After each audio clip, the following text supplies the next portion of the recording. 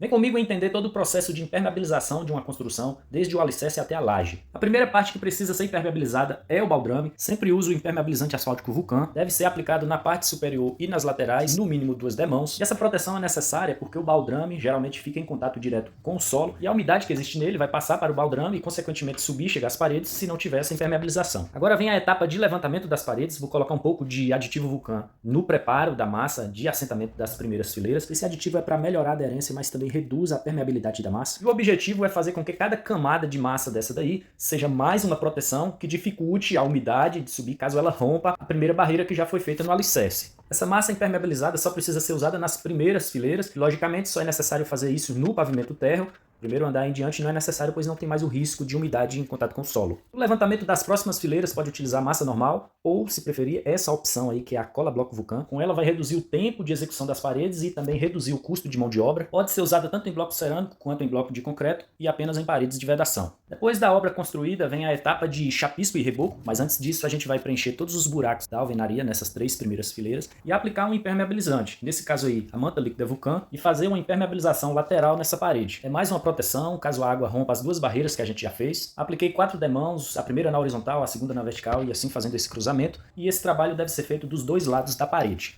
Prosseguindo com as etapas de impermeabilização, vamos fazer agora o chapisco. Então eu coloquei um pouco de aditivo ali para melhorar a aderência desse chapisco sobre a manta. Deve ser aplicado ali uma camada bem fina, porque como a manta impede a absorção de água, se colocar muito grosso vai escorrer. Na sequência vem o reboco. É claro que nessa parte baixa, próxima ao solo, e também no reboco externo é interessante colocar algum aditivo impermeabilizante para melhorar essa blindagem. E se tratando de muros e fachadas, o indicado é colocar uma tinta emborrachada. Ela forma uma membrana flexível e resistente ao sol, e quando a chuva bate, ela impede que a água adentre, evitando danos estruturais e estéticos na parte interna do ambiente. Parece que são muitas etapas, mas elas são simples e de baixo custo. Portanto, não deixe de fazer na sua construção, pois os transtornos e os custos de manutenção são muito maiores que o custo desses produtos aí.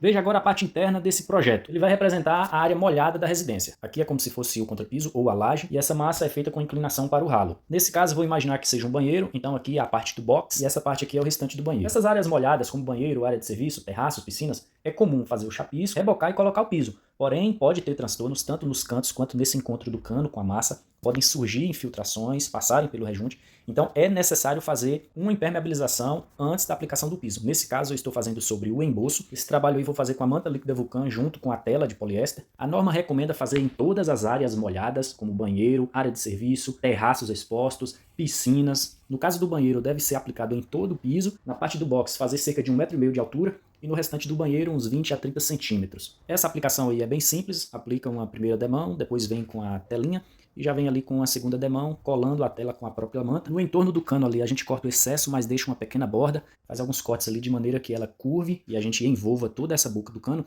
Caso algum dia tenha algum vazamento, a água vai vir e deslizar por cima da proteção, já caindo direto na parte interna do cano sem risco de vazamento. Depois de 4 demãos do produto, aí sim vem a aplicação do revestimento, de preferência com argamassa C3. Dessa forma você garante que se um dia a água infiltrar pelo rejunte ou pelo entorno do ralo, a umidade não vai atingir o teto do pavimento inferior, nem a parte externa da parede desse banheiro.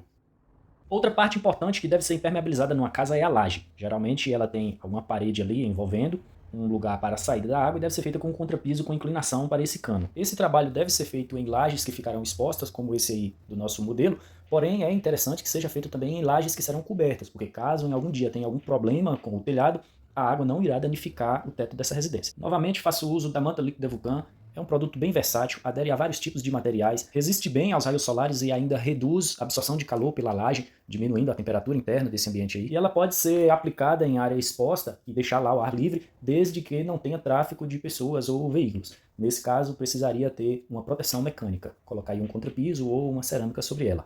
Esse encontro do cano com a laje é um ponto crítico, é muito comum dilatações e vazamentos nessa parte aí, então deve ter muito capricho nessa etapa, deixa ali uma pequena borda da telinha, dobra ela ali e faz a aplicação nas 4 demãos previstas de forma bem generosa. Se achar que não ficou legal, pode depois vir com a tirinha da tela e fazer um envolvimento só nessa parte aí. Se porventura decidir cobrir e for utilizar essa telha fibrocimento, é importante que impermeabilize ela também, pois esse material tem muita fissura e esse é um processo básico de impermeabilização, nunca deixe de executá-lo. Como diz o ditado, é bem melhor prevenir do que tentar remediar depois.